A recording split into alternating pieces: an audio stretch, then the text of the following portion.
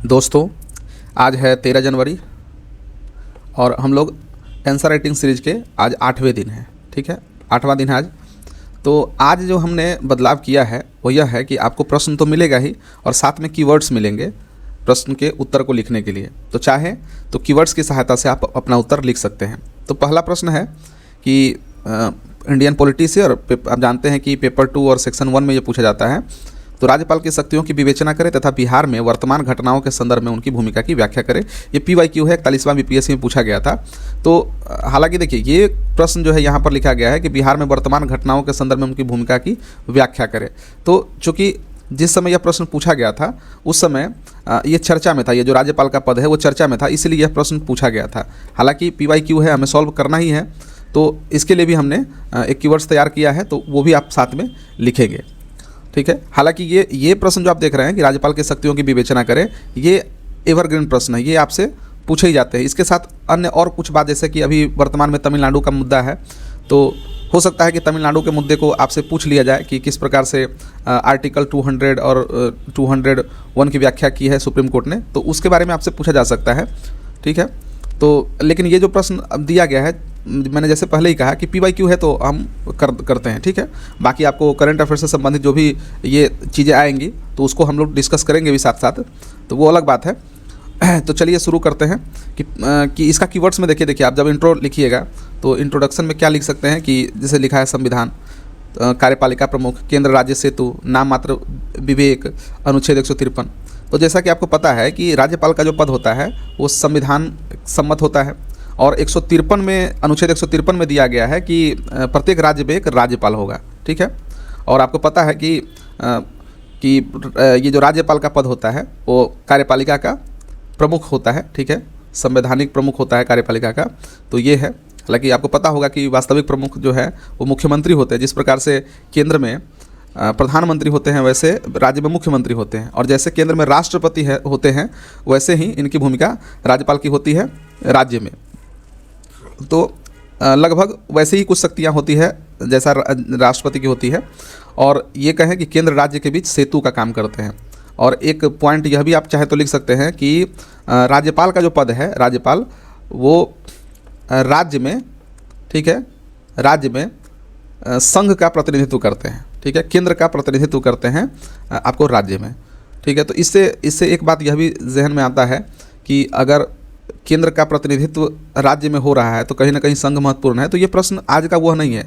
Intro लिखने के लिए आप ये सभी बात लिख सकते हैं कि संविधान के अनुसार राज्यपाल जो है कार्यपालिका का प्रमुख होता है, यह केंद्र राज्य के भी सेतु का काम करते हैं।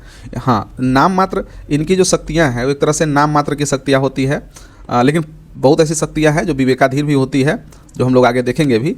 तो नाम मात्र शक्ति किस लिए? क्योंकि उनको जितने भी निर्णय लेने होते हैं सब मंत्री परिषद के सलाह पर लेने होते हैं। तो ये है।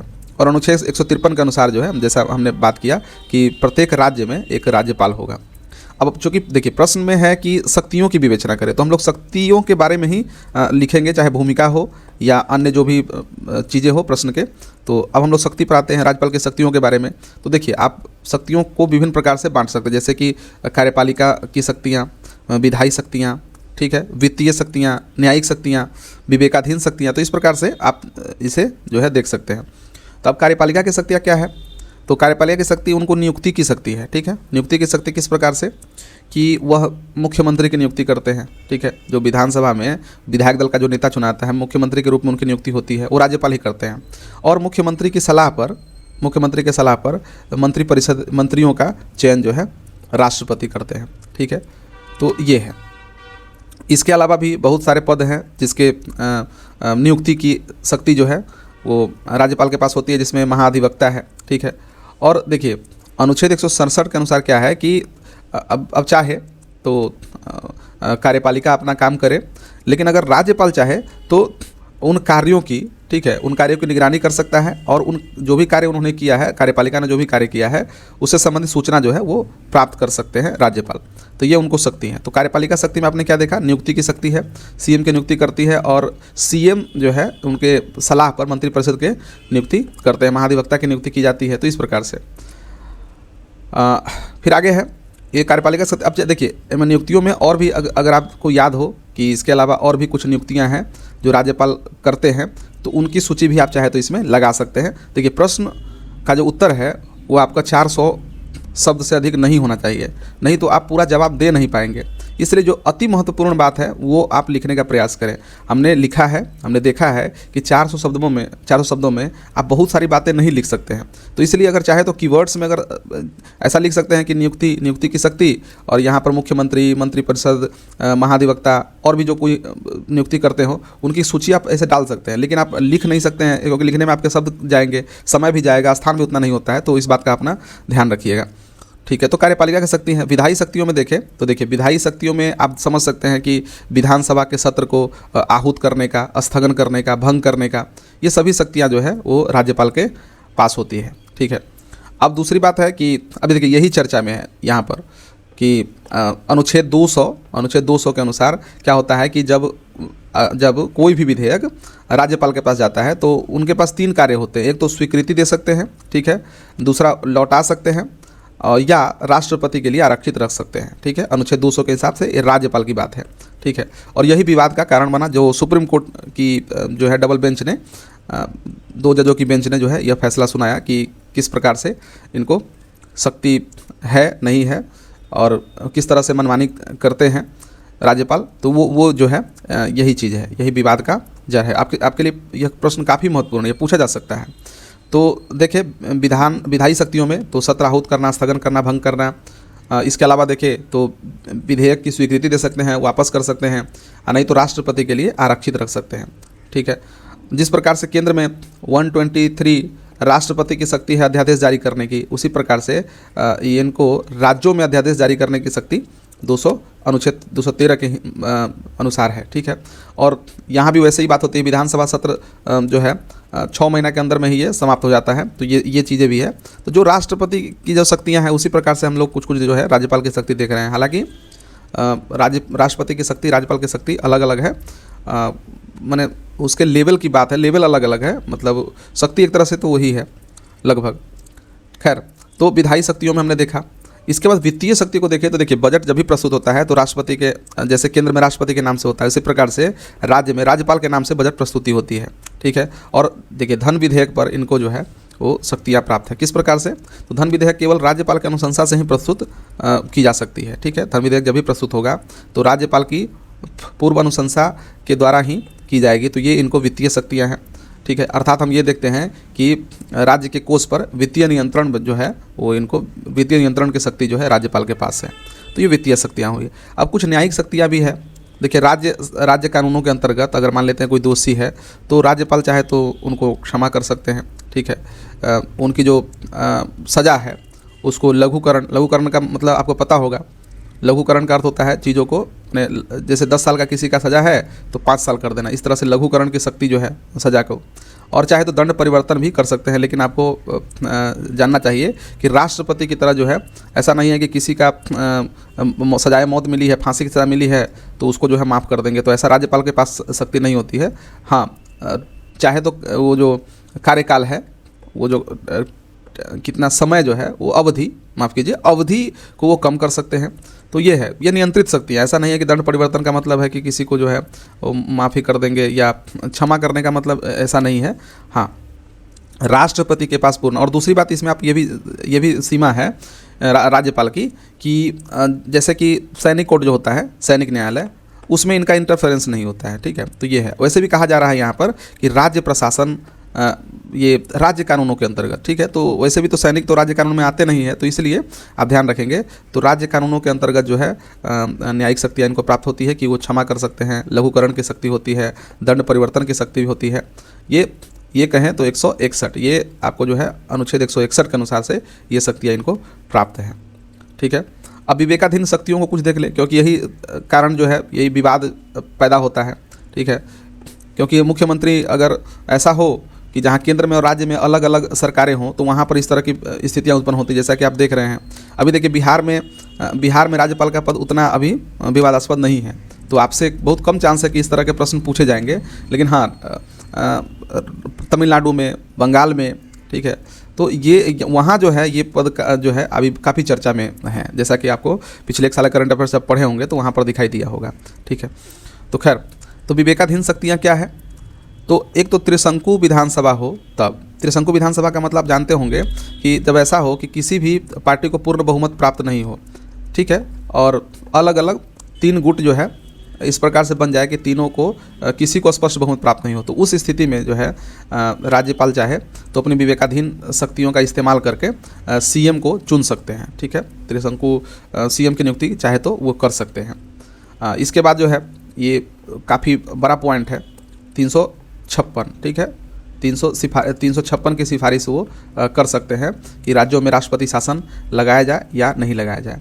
तो आपको पता होगा यहीं पर एस आर बोमई केस, ठीक है, बोमई, और एक और मामला था जो कि नवाम राबिया केस का मामला था।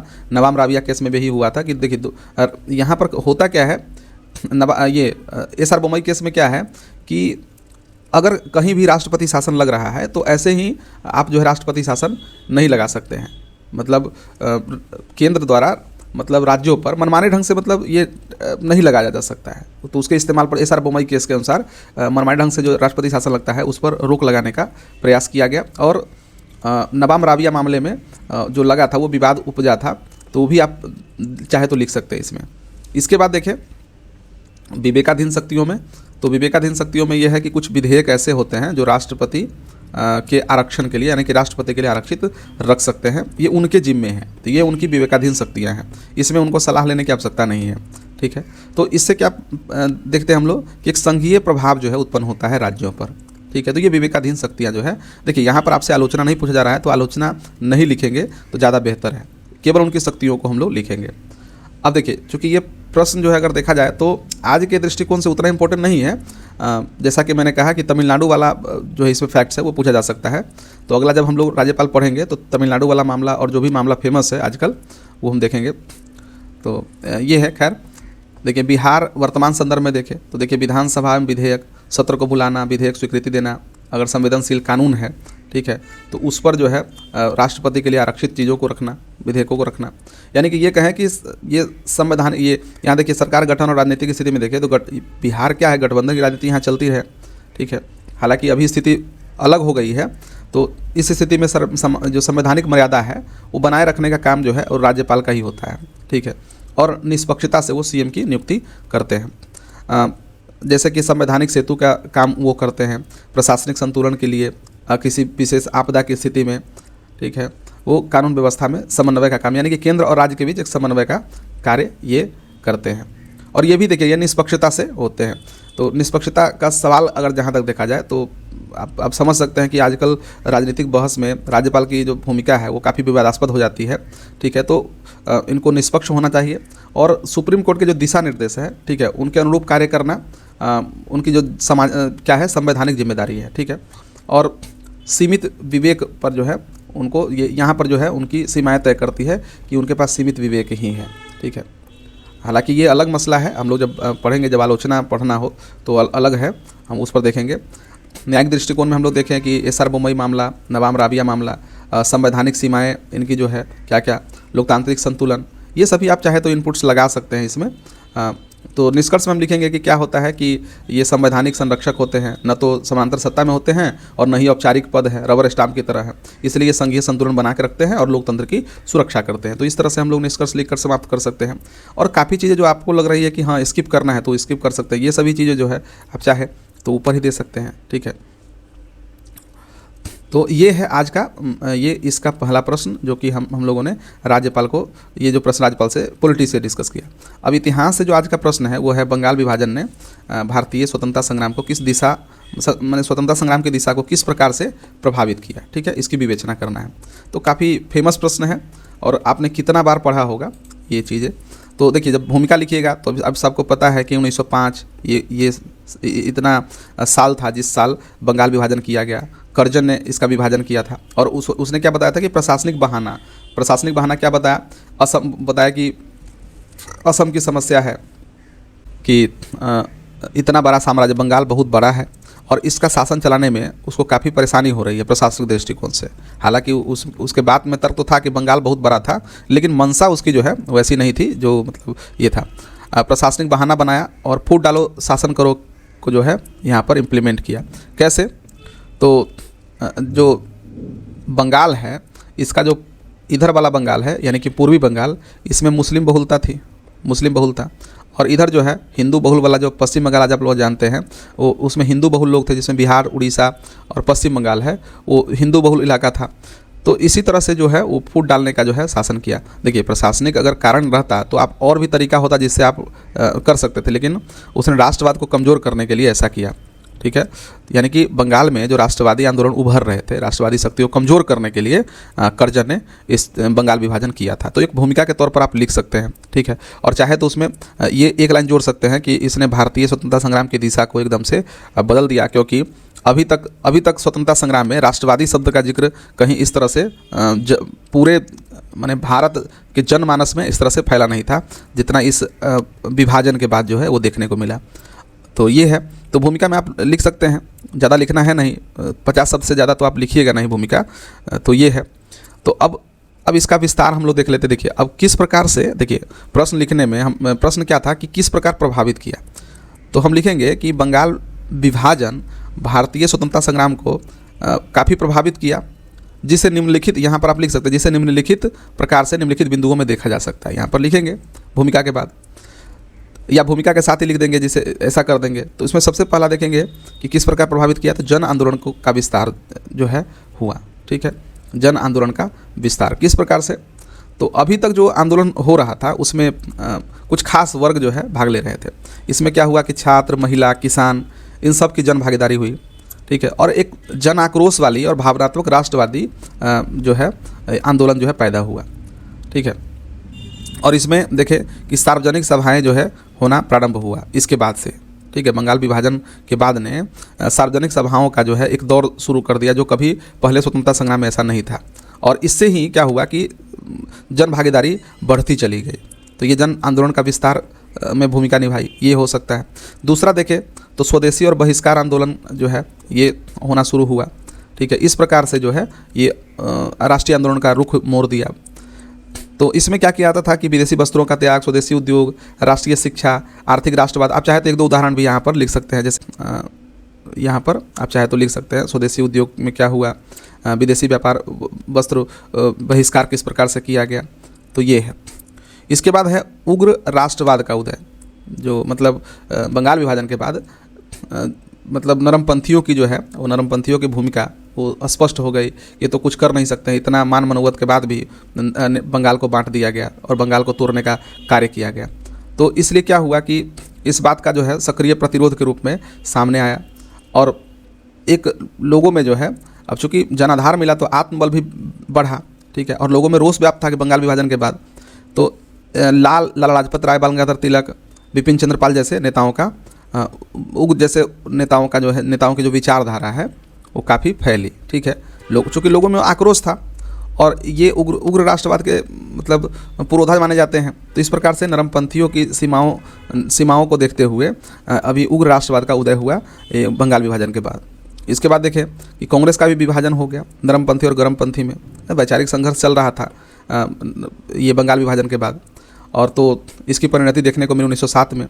और दोनों में रणनीतिक मतभेद भी थे। ठीक है, कि बंगाल विभाजन के बाद जो आंदोलन हो किस प्रकार से हो। तो कहीं ना कहीं स्वतंत्रता आंदोलन को एक अलग से दिशा में मोड़ दिया गया। ठीक है, ये बंगाल विभाजन, चूँकि पहले तो कांग्रेस एक थी, लेकिन अब क्या हुआ बंगाल विभाजन के बाद कांग्रेस में मतभेद पैदा शुरू हो गया। ठीक है, तो ये चीज़ें हैं। इसके बाद है कि बंगाल विभाजन के बाद से ही सांप्रदायिक राजनीति की शुरुआत हुई। ठीक है, आपको पता है कि 1905 में बंगाल विभाजन हुआ है, 1906 में मुस्लिम लीग की स्थापना हुई है। ठीक है, जब पूर्वी बंगाल और जो मुस्लिम बहुल इलाका है, ठीक है, मुस्लिम बहुल जो क्षेत्र था इस प्रकार से बांटा गया, तो मुस्लिम लीग के जो नेता थे उन लोगों ने मतलब इसका लाभ उठाया और सांप्रदायिक जो राजनीति है उसकी शुरुआत होती चली गई ब्रिटिश नीतियों के कारण। ये है। उसके बाद देखें तो ब्रिटिश नीति पर प्रभाव पड़ा। जब बंगाल विभाजन हुआ तो उसका तो काफ़ी ज़्यादा विरोध हुआ, तो इसमें जन दबाव बढ़े। ठीक है, तो अंततः आपको पता होगा कि 1911 में विभाजन को रद्द करना पड़ा। ठीक है, और देखें जनता की जो है शक्ति, इस पर लोगों को विश्वास हुआ, यानी कि लोगों में आत्मविश्वास बढ़ा कि हाँ कि कितनी बड़ी भी सत्ता हो उसके सामने अगर संघर्ष किया जाए तो उसे झुकना पड़ता है। तो इस प्रकार से एक जो है उन लोगों में चेतना भी जागृत हुई। तो देखिए 1905 के बंगाल विभाजन के बाद किस प्रकार के परिवर्तन हुए जा रहे हैं, और अंतिम में हम निष्कर्ष के रूप में लिख देंगे कि इसका ऐतिहासिक महत्व है, ठीक है, कि क्या किया बंगाल विभाजन ने भारतीय स्वतंत्रता संग्राम को निष्क्रिय, अभिजात्य आंदोलन से सक्रिय जन आधारित संघर्ष में परिवर्तित कर दिया, ठीक है। इसने विचार में देखें तो स्वदेशी विचार, उग्र राष्ट्रवाद और संगठित प्रतिरोध की नींव रखी। अब देखिए अच्छे अच्छे शब्द की आपको ज़रूरत है कि किस प्रकार से कि पहले जहाँ पर निष्क्रिय अभिजात्य आंदोलन से जो चल रहा था उससे क्या हुआ कि सक्रिय जन आधारित संघर्ष में बदल गया, ठीक है। अब उसके बंगाल विभाजन के बाद स्वदेशी का विचार जो है, स्वदेशी, आपको पता होगा कि इसके बाद महात्मा गांधी जो है इसके कर्ता धर्ता बने स्वदेशी। और कौन सा विचार आया, तो उग्र राष्ट्रवाद, जैसा लाल बाल पाल में हम देखें उग्र राष्ट्रवाद जो है मिल गया बंगाल विभाजन के बाद। ये आंदोलन में, अब राष्ट्रीय आंदोलन में उग्र राष्ट्रवाद की भावना प्रबल हुई। और उसके बाद जो कभी नहीं हुआ करती थी वो है संगठित प्रतिरोध। पहले संगठित प्रतिरोध हुआ नहीं करती थी, जो कि अब होना शुरू हो गया। तो इस प्रकार से आप बंगाल विभाजन ने भारतीय स्वतंत्रता संग्राम को किस प्रकार से प्रभावित किया आप लिख सकते हैं, ठीक है। तो एक देखिए एक ओवरव्यू है, आप इसकी सहायता से चाहे तो मतलब 38, जो कि इतना ही तो आपको लिखना नहीं होगा, काफ़ी कुछ लिखना होगा, तो 38 मार्क्स में जो है आपको लिखना है, ठीक है। चलिए आगे बढ़ते हैं। तीसरा प्रश्न आज का है कि भारत में मृदा अपरदन के प्रमुख भौतिक एवं सांस्कृतिक कारण बताइए, ठीक है। मृदा अपरदन का मतलब क्या होता है, मिट्टी की कटाई, ठीक है। तो मिट्टी की कटाई जो हो रही है इसके भौतिक कारण क्या है और इसके सांस्कृतिक कारण, यानी कि हम ये कह सकते हैं कि मानवीय कारण क्या है, मानवीय कारण क्या है। तो ये प्रश्न है। तो अब भूमिका लिख सकते हैं कि अब भूमिका में क्या है कि पर मृदा अपरदन की परिभाषा आप लिखिए कि मृदा अपरदन किसे कहते हैं। तो आपको पता होगा कि मृदा अपरदन होता है वह प्रक्रिया है जिससे जल, वायु अथवा मानव क्रियाओं के कारण उपजाऊ मिट्टी जो है, उपजाऊ मिट्टी की ऊपरी परत जो है वो हट जाती है, उपजाऊ मिट्टी की ऊपरी परत जो है हट जाती है। भारत जैसे कृषि प्रधान देश में, ठीक है, देखा जाए तो मृदा अपरदन गंभीर पर्यावरणीय संकट जो है उत्पन्न करता है, जो कृषि उत्पादकता को, पारिस्थितिकी संतुलन को और सतत विकास को प्रतिकूल रूप से प्रभावित करते हैं, ठीक है। कृषि प्रधान देश है और पर्यावरण की समस्या जो है यह उत्पन्न करता है। तो इसके कारण देखें तो इसके कारण में अगर देखें तो भौतिक और सांस्कृतिक दोनों हैं। तो इसको इस प्रकार से वर्गीकृत, तो ऐसा आप चाहें ना भूमिका में ही आप लिख सकते हैं सभी चीज़ें, ठीक है। तो भौतिक कारण में देखें तो इसमें भौतिक कारण में वर्षा, ठीक है। अब वर्षा किस प्रकार से, तो वर्षा में देखें तो भारत के अनेक भागों में असमान और तीव्र वर्षा होती है, ठीक है। असमान मानसून तो समान ढंग से होती नहीं है, असमान और तीव्र वर्षा होती है, ठीक है। तो मानसूनी वर्षा की तेज धार मिट्टी को बहा करके ले जाती है और विशेषकर ढाल वाले क्षेत्रों में ऐसा होता है, ठीक है। तो इस शीत अपरदन और गली अपरदन जो है वो देखने को मिलता है वर्षा के कारण। तो वर्षा एक जो है भौतिक कारण है मृदा अपरदन का। स्थलाकृति देखें, मतलब भू-आकृति, स्थलाकृति आप जानते हैं कि स्थलाकृति का मतलब है ढाल, इस तरह से। तो ढाल की जो मिट्टियाँ होती है इस प्रकार से वो उसके कटाव का चांसेस जो है वो ज़्यादा होता है। जैसे हिमालय, विंध्य और पूर्वी घाट जैसे पर्वतीय क्षेत्रों में अधिक ढाल के कारण मृदा अपरदन जो है तेज़ी से होता है। ढाल पर जल का, आप जानते हैं कि ढाल पर जल का वेग तेज़ी से होता है और तेज़ी के कारण क्या होता है, शीत और गली अपरदन होता है। तो इस प्रकार से अब देखिए मिट्टी के प्रकार के पर भी डिपेंड करता है। अब देखिए ढीली मिट्टी, रेतीली मिट्टी, ये राजस्थान, कच्छ वायु अपरदन के प्रति अधिक संवेदनशील है, ठीक है। तो वो है। नवीन जलोढ़ मिट्टी भी बाढ़ के समय बह जाती है, जो हम लोग का जो इलाका है। तो ये चीज़ें हैं कि ढीली मिट्टी, रेतीली मिट्टी और नवीन जलोढ़, ये सभी क्या है, ये ऐसी मिट्टी है जिसमें मृदा अपरदन का चांसेस जो है वो ज़्यादा होता है। इसके बाद देखें तो वनस्पति की कमी, वनस्पति आवरण की कमी, वनस्पति की मात्रा जितनी कम होगी उतना ही अधिक अपरदन देखने को मिलेगा। तो प्राकृतिक वनस्पति क्या होती है, मिट्टी को बांध करके रखती है, ठीक है। शुष्क और अर्ध शुष्क क्षेत्रों में विरल वनस्पति अपरदन को बढ़ावा देती है, ठीक है। तो ये चीज़ें हैं। तो इस प्रकार से हम लोगों ने वनस्पति को भी देखा कि विरल वन, शुष्क क्षेत्र में अपरदन का खतरा जो है अधिक होता है। इसके बाद देखें तो वायु भी है, ठीक है। वायु किस प्रकार से, तो वायु तेज़ हवाएं चलती है, ठीक है। तेज़ हवाओं के कारण क्या होता है कि पश्चिमी राजस्थान और कच्छ क्षेत्रों में हवाएं तेज़ रेतीली मिट्टी को उड़ा करके ले जाती है, इससे वायु अपरदन हो रहा है, ठीक है। तो वायु अपरदन होता है, मतलब वायु के कारण अपरदन हो रहा है। तो ये सभी जो हमने देखा ये भौतिक कारण था। अब सांस्कृतिक और मानवीय कारणों में देखें तो सबसे पहला है वनों की अंधाधुंध कटाई, ठीक है। वन विनाश, कृषि का विस्तार, हाँ, ईंधन का निर्माण। तो ये सभी चीज़ें ऐसी है कि ये हमारी सांस्कृतिक कारणों से जो है वो मिट्टी का अपरदन हो रहा है।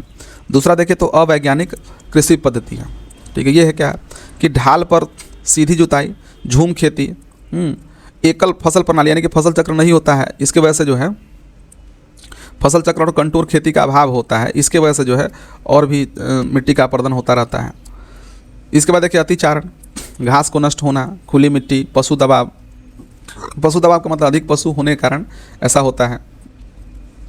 और पशुओं की चराई के कारण क्या होता है, चरने से वहाँ की जो मिट्टियों की जो क्षमता है वो नष्ट होती है, इसके वजह से जो है अतिचारण के कारण आपको मृदा अपरदन देखने को मिलता है। फिर खनन उद्योग में भी देखते हैं कि भूमि की क्षति होती है, ऊपरी परत नष्ट हो जाती है और खनन से भूमि की ऊपरी परत नष्ट होती है, अपशिष्ट पदार्थ मिट्टी के संरचना को कमज़ोर करते हैं, तो ये है खनन उद्योग के कारण मिट्टी का अपरदन होता है। फिर शहरीकरण भी एक कारण है, सड़क भवन बनते हैं, ठीक है, बांध का निर्माण होता है, प्राकृतिक जल निकासी बाधा के कारण जो है वो आपका मृदा अपरदन हो रहा है। तो इस प्रकार से आप लिख सकते हैं इसका, लेकिन निष्कर्ष में आप क्या लिख सकते हैं, इसका परिणाम किस प्रकार से परिणाम हो रहा है कि इसका उपजाऊपन ह्रास हो रहा है, कृषि की उत्पादकता घटाव हो रहा है, मरुस्थलीकरण हो रहा है, ठीक है, और इसका उपाय जोड़ते हुए आप निष्कर्ष जो समाप्त कर सकते हैं कि अतः हमें ये करना चाहिए कि वैसे उपायों को अपनाना चाहिए कि मृदा अपरदन को रोका जा सके। इस प्रकार से आप समाप्त कर सकते हैं, ठीक है। तो दोस्तों ये था भूगोल का प्रश्न पेपर 2 और जो सेक्शन 2 है इकोनॉमी ज्योग्राफी उससे है ये प्रश्न। और अभी जो प्रश्न है अगला ये है कि 5G 6G टेक्नोलॉजी, ठीक है, अगर देखें प्रश्न है कि 5G 6G प्रौद्योगिकी भारत में डिजिटल परिवर्तन की नई क्रांति ला सकती है, इसकी प्रमुख विशेषताओं की चर्चा कीजिए और बिहार जैसे राज्यों में इसके क्रियान्वयन की चुनौतियों का विश्लेषण कीजिए, ठीक है, ये है प्रश्न। तो अब देखिए भूमिका चूँकि लिखना है तो भूमिका में क्या लिखेंगे कि 5वीं पीढ़ी यानी कि 5G 5 जनरेशन 5वीं पीढ़ी और आगामी 6G यानी 6 जनरेशन नेटवर्क प्रौद्योगिकियाँ भारत के डिजिटल ट्रांसफॉर्मेशन, ठीक है, डिजिटल ट्रांसफॉर्मेशन शब्द का जरूर यहाँ पर उल्लेख करेंगे अगर इस तरह के प्रश्न पूछे जाते हैं। डिजिटल ट्रांसफॉर्मेशन का मतलब परिवर्तन, ठीक है, डिजिटली परिवर्तन जो है को नई ऊंचाइयों पर ले जा रही है। किस प्रकार से 5G नेटवर्क पहले से ही अधिकांश जिलों में उपलब्ध हो चुका है, ठीक है, तो ये वर्तमान अभी है, इसकी हकीकत है। और 6G जो है वो धीरे धीरे मतलब कहा जा रहा है कि 2030 तक जो है लॉन्च का लक्ष्य जो है रखा गया है, ठीक है, 6G का। तो ये चीज़ें हैं। और इससे क्या हो गया है कि 5G के आने के बाद हाई स्पीड इंटरनेट व्यापक विस्तार हुआ है।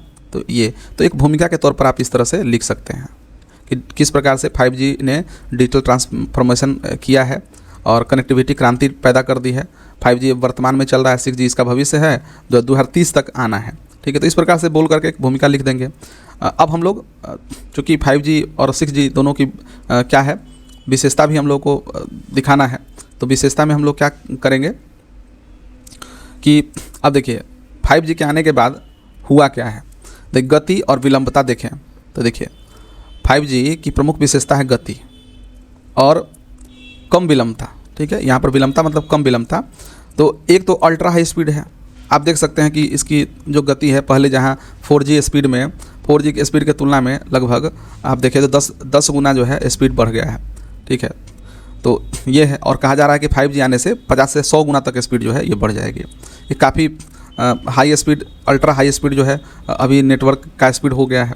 लो लेटेंसी मतलब कि अब जो है लेटेंसी का मतलब क्या होता है कि रुक करके जो चलना होता है डाटा जो स्पीड है वो है लो लेटेंसी, रुकावट बाध्यता जो है वो कम है।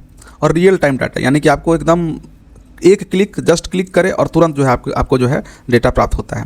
आप अगर थोड़ा सा भी अगर आप जानते होंगे 3G 2G का अगर समय आपने देखा होगा तो किस प्रकार से इसे राउंड जो है कोई भी अगर वेबसाइट खोलते थे तो ऐसा गोल गोल घूमता था, लेकिन अब तो ऐसा नहीं है। अब तो जस्ट क्लिक करेंगे, यहाँ गूगल में कोई चीज़ सर्च करें वेबसाइट पर क्लिक करेंगे तुरंत जो है उसका अलग से वेबसाइट तुरंत खुल जाएगा। तो ये चीज़ें हैं। तो रियल टाइम डाटा प्राप्त हो रहा है, लेटेंसी बहुत कम है और अल्ट्रा हाई स्पीड है। तो गति और विलंबता के बारे में आप लिखेंगे 5G की विशेषता में। नेटवर्क क्षमता की बात करें तो नेटवर्क क्षमता में क्या देख रहे हैं कि 5G में एक ही समय में अधिक डिवाइस जो है वो कनेक्टिविटी हो रहे हैं, ठीक है।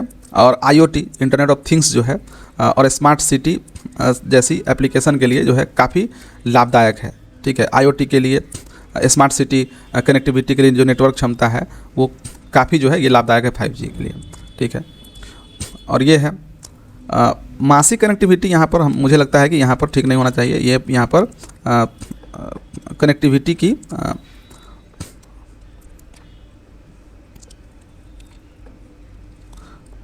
खैर, उसके बाद देखें तो उन्नत अनुप्रयोग में इसका देखें तो टेलीमेडिसिन जो अभी हो रहा है वो 5G नेटवर्क इसको और अधिक समृद्ध कर रहा है। ऑनलाइन एजुकेशन में देखें तो ये चीज़ें हैं। AR VR अनुभव जो है एनहांस हो रहे हैं। वर्चुअल रियलिटी ये है। और इंडस्ट्री देखें तो ये बढ़ती जा रही है। तो ये सभी जो है इसके उन्नत अनुप्रयोग है कि 5G आने से काफ़ी ये सभी चीज़ें अच्छी हुई है। अब सिर्फ 6G की संभावित विशेषताएं देखें तो चूँकि ये तो संभावित चीज़ें हैं, तो ऐसा कहा जा रहा है कि तकनीकी क्षमता जो इसकी होगी उसे देखें तो 50 से 100 गुना स्पीड होगी। नैनो सेकंड लेटेंसी होगा, ठीक है। जैसे कि इसमें लो लेवल लेटेंसी दिखाई दे रही है लेकिन लो लेवल है, लेकिन ये नैनो सेकंड लेटेंसी है, यानी कि एकदम से आपको जो है लेटेंसी देखने को ही नहीं मिलेगी। और इसका जो है बैंड विड्थ वो भी बढ़ेगा। तो ये है। अब दूसरी विशेषता इसका है कि AI के साथ इसका एकीकरण होगा, यानी कि AI ड्रिवन नेटवर्क जो है आना है। यानी 6G में AI आधारित नेटवर्क प्रबंधन होगा जो नेटवर्क को आत्मसात करने, अनुकूलित करने और सुरक्षा सुनिश्चित करने के लिए ये सक्षम होगा। यानी AI ड्रिवन नेटवर्क आएगा, ठीक है। ऑटो ऑप्टिमाइजेशन की क्षमता इसमें होगी, स्मार्ट कनेक्टिविटी होगी, ये सभी चीज़ें हैं।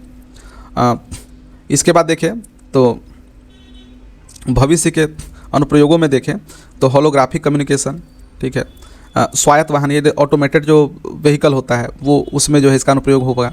ह्यूमन AI इंटरफेस, यानी कि मानव जो है मानव ह्यूमन AI जो है वहाँ अगर उस तरह की अगर तकनीकी अगर विकसित होती है तो 6G इसमें काफ़ी भागीदार साबित हो सकता है। तो ये है आपके 5G और 6G के विशेषताएँ। अब हम लोग देख लेते हैं कि बिहार राज्य में चुनौतियाँ क्या है, इसके क्रियान्वयन में चुनौतियाँ क्या है। तो देखिए यहाँ दिक्कत है इंफ्रास्ट्रक्चर की, आधारभूत संरचना की। तो 5G 6G का सफल विस्तार घने टावर नेटवर्क, फाइबर बैकलिंक तथा आधुनिक बेस स्टेशन की मांग करता है, जो ग्रामीण और पिछड़े इलाकों में अभी भी जो है ये माने पर्याप्त नहीं है, ठीक है। तो वो चीज़ें हैं। इसके बाद देखिए आर्थिक बाधाएं भी हैं। तो उच्च गुणवत्ता नेटवर्क के लिए निवेश की आवश्यकता होती है और यह लागत स्पेक्ट्रम लाइसेंस, इंफ्रास्ट्रक्चर और उपकरण लागत के रूप में टेलीकॉम कंपनियों को जो है देनी पड़ती है। तो निवेश की भी एक चुनौती है। तो ये है। इसके बाद देखिए तो डिजिटल विभाजन देखने को मिलता है। तो कई हिस्से में जो है 4G भी अभी व्यापक स्तर पर नहीं हो रहा है, ठीक है। तो अभी ये भी चीज़ें हैं। और 5G और 6G का डिवाइस देखें तो महंगा हो गया है। 6G का तो अभी आया नहीं है, लेकिन 5G अभी डिवाइस जो है वो महंगे हैं, ठीक है। हालांकि देखिए महंगा सस्ता की बात करेंगे तो अब एक साधारण आदमी तो अफोर्ड कम से कम 5G मोबाइल तो नहीं कर पाएगा, ठीक है। वो अलग बात है कि वो लोन पर या ऐसे करके ले लेते हैं, तो वो अलग समस्या है, ठीक है। तो उसकी बात हम यहाँ नहीं करेंगे, लेकिन हाँ डिवाइस महंगे हैं, ठीक है। इससे क्या होता है कि एक तरह से डिजिटल मतलब विभाजन बढ़ सकता है, खासकर जो आर्थिक रूप से जो कमज़ोर लोग हैं उनमें जो है ये है। इसके बाद है जागरूकता एवं कौशल के लिए भी हम समस्या देखते हैं बिहार में। तो क्या है इसमें कि ग्रामीण और अर्ध शहरी क्षेत्रों में लोग 5G 6G के लाभ का उपयोग तो जानते हैं और मतलब अपनाने में भी समय ले सकते हैं। जैसे अब देखिए बिहार में देखें तो डिजिटल साक्षरता की काफ़ी कमी है, ठीक है। और इस कमी के कारण क्या होता है ना कि लोग इसका 100% यूज भी नहीं कर पाते हैं, ये चीज़ें हैं। और इसका उपयोग जो है सीमित है। अब हम लोग नीतियों के बारे में देखें, नीति प्रशासन के बारे में देखें तो सही तरीके से स्पेक्ट्रम आवंटन, नीति निर्माण तथा इंटर ऑपरेबिलिटी आवश्यक है ताकि नेटवर्क जल्दी और प्रभावी ढंग से काम कर सके। तो स्पेक्ट्रम नीति, नियामक समन्वय, कार्यान्वयन में देरी, ये सभी चीज़ें हैं जो बिहार में एक चुनौती के रूप में हम देखने को मिलती है। तो इस प्रकार से हम निष्कर्ष लिख सकते हैं कि जब इसका निष्कर्ष लिखेंगे तो एक समाधान, चूँकि देखिए आपसे जो प्रश्न पूछे जा रहे हैं तो चुनौती के बारे में आपसे पूछे जा रहे हैं, तो इसका जब निष्कर्ष लिखेंगे तो एक हल्का फुल्का परिचय मात्र समाधान इसका लिखेंगे, ठीक है।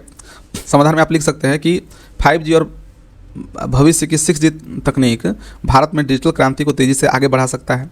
ये प्रौद्योगिकियाँ उच्च गति, कम विलंबता, उन्नत सेवाएं और नेटवर्क क्षमता प्रदान करती है जो शिक्षा, स्वास्थ्य, आपको कृषि, स्मार्ट शहर और उद्योगों को लाभान्वित कर सकती है। बहरहाल बिहार जैसे क्षेत्र में देखें तो आधारभूत संरचना की कमी, खर्च, डिजिटल जागरूकता तथा नीति समर्थन जैसी चुनौतियों का समाधान सुनिश्चित जरूरी है। और इसमें ये सभी चाहे तो उपाय जो है अपनाए जा सकते हैं, ठीक है। जिसमें कि PPP मॉडल, उसके बाद फाइबराइजेशन ये होना ज़रूरी है गाँव का, अभी तक तो गांव में ब्रॉडबैंड कनेक्शन गया ही नहीं है, वो सभी चीज़ें हैं, समस्या है। तो इसके समाधान के लिए जो है आप उपाय जो है ये समझा सकते हैं। डिजिटल साक्षरता भी ज़रूरी है, तो अवेयरनेस कैंपों के द्वारा या स्कूल कॉलेजों के द्वारा जो है डिजिटल साक्षरता जो है मुहैया करवानी ज़रूरी है, और इसमें केंद्र राज्य का सहयोग जो है वो भी ज़रूरी है। तो इस प्रकार से एक समाधान के रूप में जो है हम लोग इस प्रश्न का जवाब समाप्त करेंगे।